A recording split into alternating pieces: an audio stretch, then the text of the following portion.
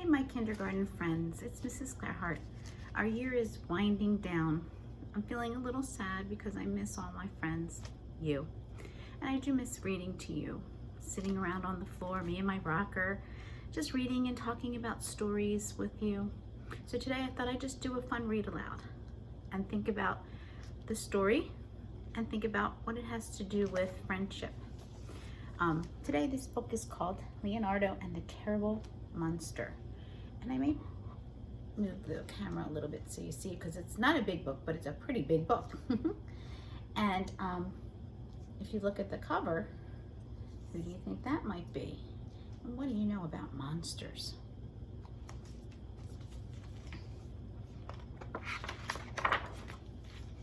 Leonardo, the Terrible Monster.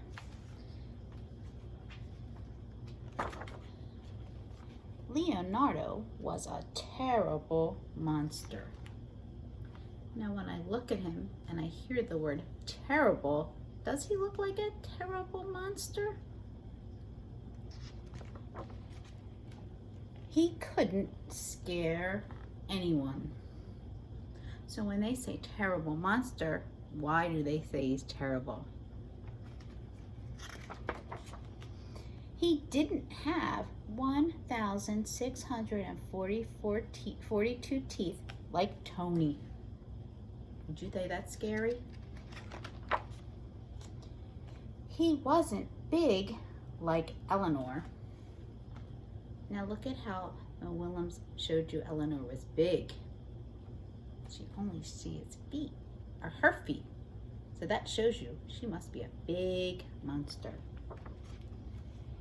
And he wasn't just plain weird like Hector. Leonardo tried very hard to be scary. And if you look at the pictures, you can see some of the things he did to try to be scary. But he just wasn't. And we always talk about looking at the pictures to see how the character's feeling. Look at how not being scary is making him feel.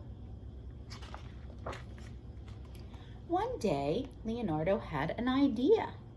He would find the most scaredy cat kid in the whole world and scare the tuna salad out of him. I'm looking here. He looks not so sad anymore. He looks happy. Why? Leonardo researched. And if you look, what do those books show you that he did? Until he found the perfect candidate. And as I'm reading, I'm seeing some words that look a little different. Did you notice that? Sam. Look at Sam. Why do you think he chose Sam? Why do you think he is a scaredy cat?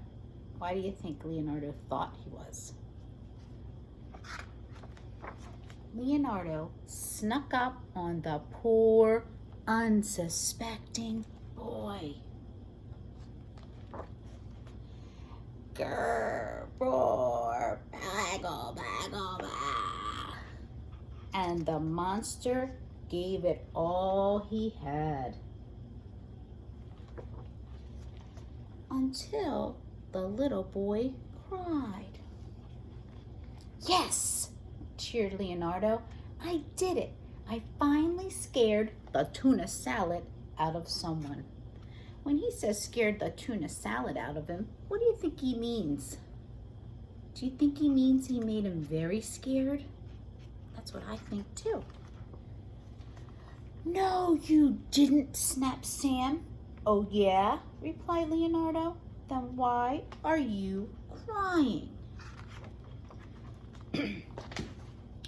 My mean big brother stole my action finger out of my hands while I was sitting playing with it.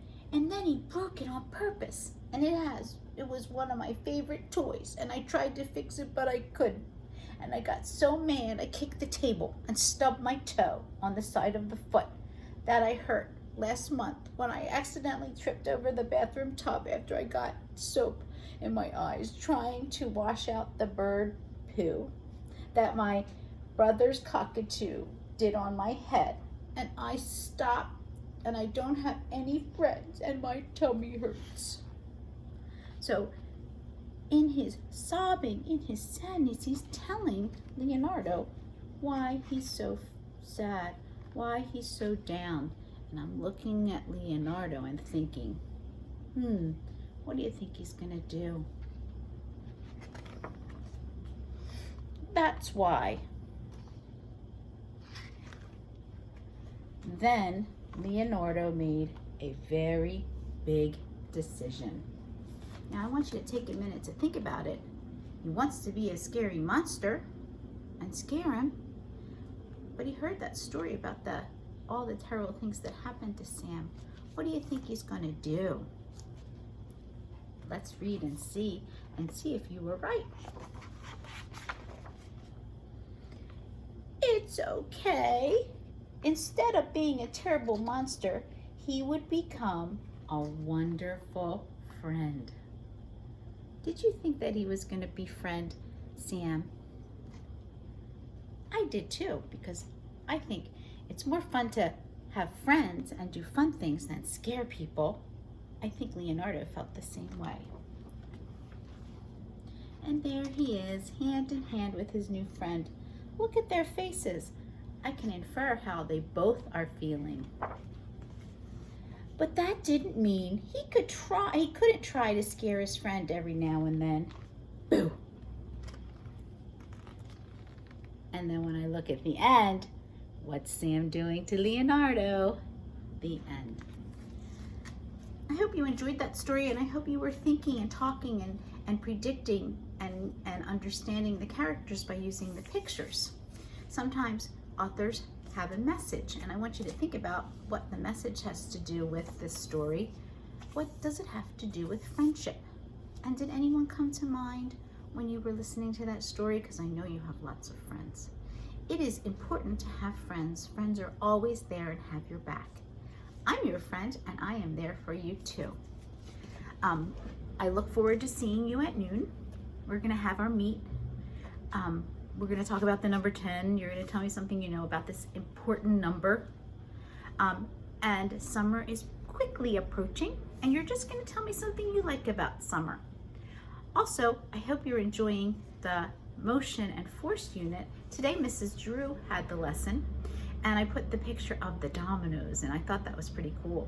Hope you had a chance to explore with dominoes, and I hope you're learning a lot as we wind down our kindergarten year.